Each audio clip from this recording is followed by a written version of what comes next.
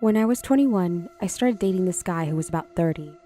I was one of those girls who insisted I needed to date older guys because I was so mature.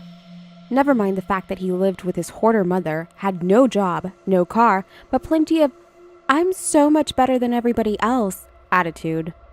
He was basically emotionally a teenager and just an ass. He'd insult me constantly, publicly make fun of my appearance. He couldn't take no for an answer. He wanted to hang out every day when I was exhausted from 10-hour shifts at work. One time when I was sick, I told him I couldn't pick him up that day. He insisted on it because he wants to take care of me. Whatever.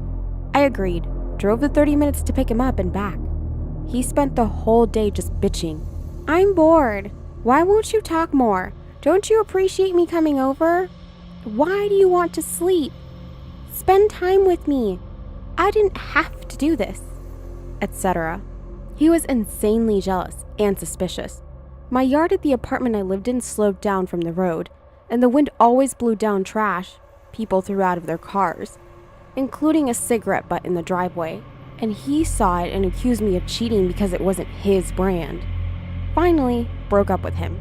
He stole and broke my iPod. He texted me nearly a year later to inform me that he was getting married to the perfect woman and was so much happier. Then, 6 months after that, to inform me that she cheated on him and they split up. He wanted to hook up. I declined. He claimed that he had nudes of me from when we had dated and threatened me with them. I told him he was pathetic. He sporadically texted me since then, but I never reply anymore. Maybe my nudes are out there somewhere, but whatever.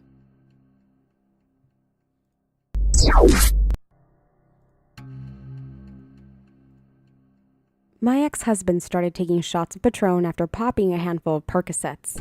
While we were out to dinner with our children to celebrate his birthday, during the celebration, he had his phone up his ass and had been texting his brother the entire evening. On our way home, with me at the helm of the vehicle, he decided it was a brilliant idea to throw his phone out the window at a stop sign. I put the car in park, exited the vehicle, retrieved his phone, and when I returned to the car, I put his phone behind me so he wouldn't do it again. You would have thought that I had shot his mother. He began trying to turn off the car, started hitting the steering column, was screaming at the top of his lungs. It was manic. When we got home, he jumped out of the car, saw his phone, and I told the children to stay put. I popped it in reverse and started moving down the driveway.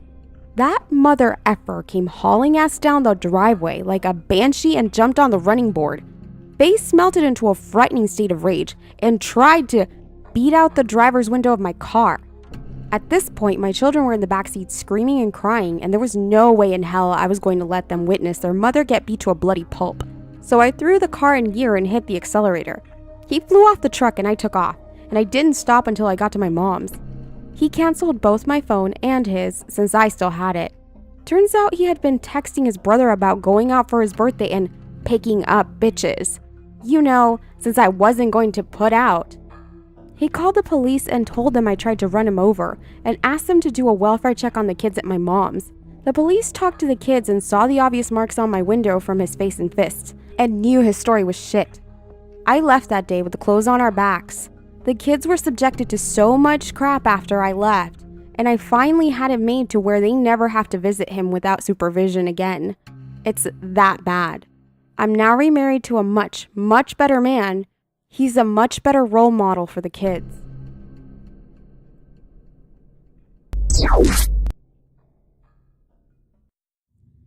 This isn't a story about a crazy ex of mine, but rather one of my younger brothers that I ended up having to deal with.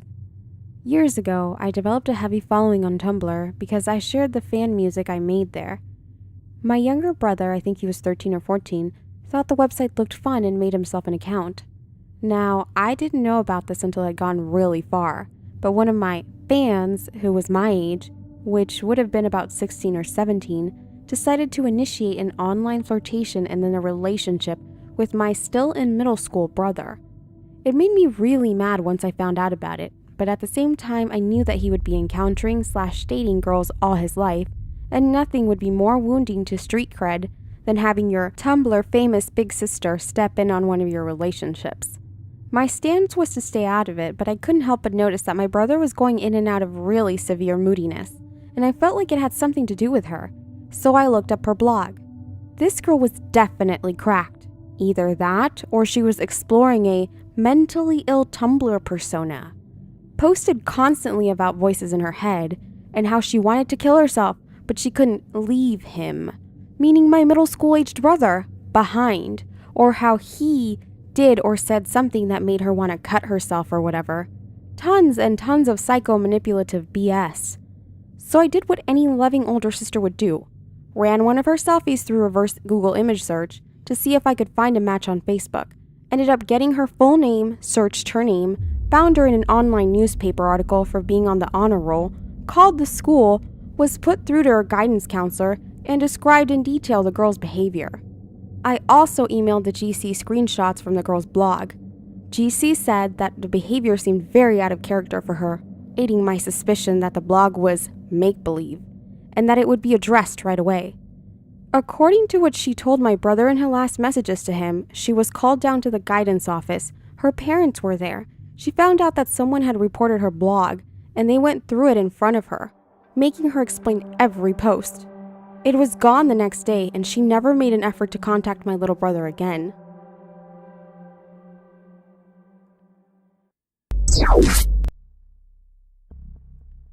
So get this.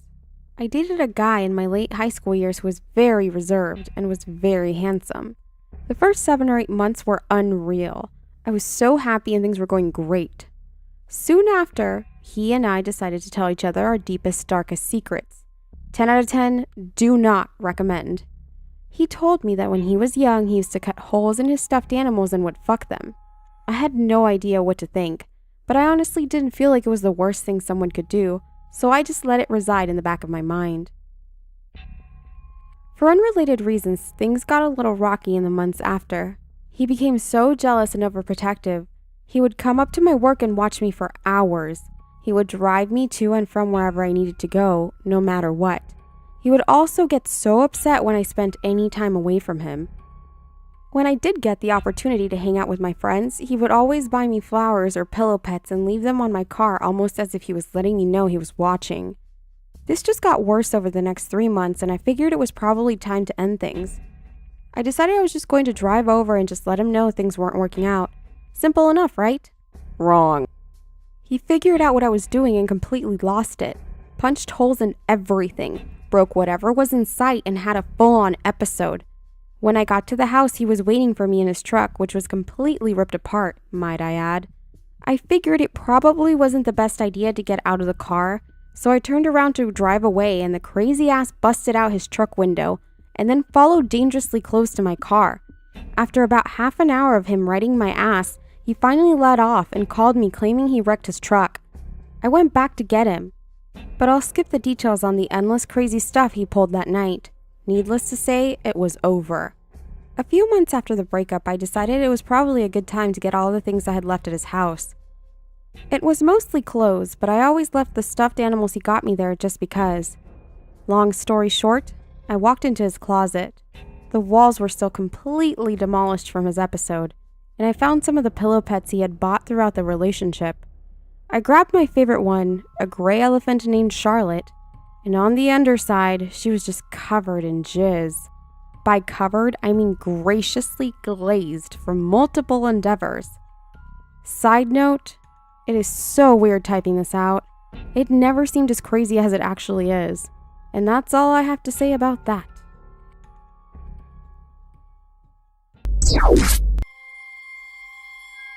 I dated a guy once that went full psycho after drinking. I met him through Plenty of Fish, as I don't like the bar scene or anything like that. I was 21, he told me he was 28, and he looked it and acted it. Not too big of a difference, right? We went on a couple of dates, and I would always meet him at this tattoo parlor before we went out. Not even 2 weeks in, he started pulling the forever bullshit, which put me off right away. We went out bar hopping just after New Year's, and he got smashed and really confrontational, trying to start fights with guys that made eye contact with me and such. By this point, I'm pretty sure everyone could see how nervous and fidgety I was. A girl cornered me in the bathroom and told me to put as much distance between him and I as I could. I had to drive him home, which meant leaving my car at the bar.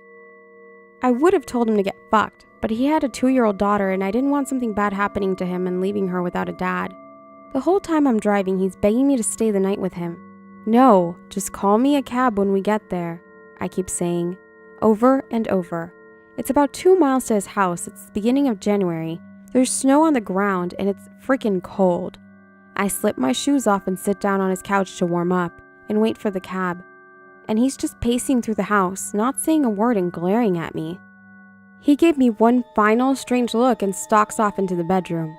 I start to sigh in relief, but the motherfucker comes back out with a fucking Big Sour 1911, a .45 caliber pistol, and cocks one into the chamber.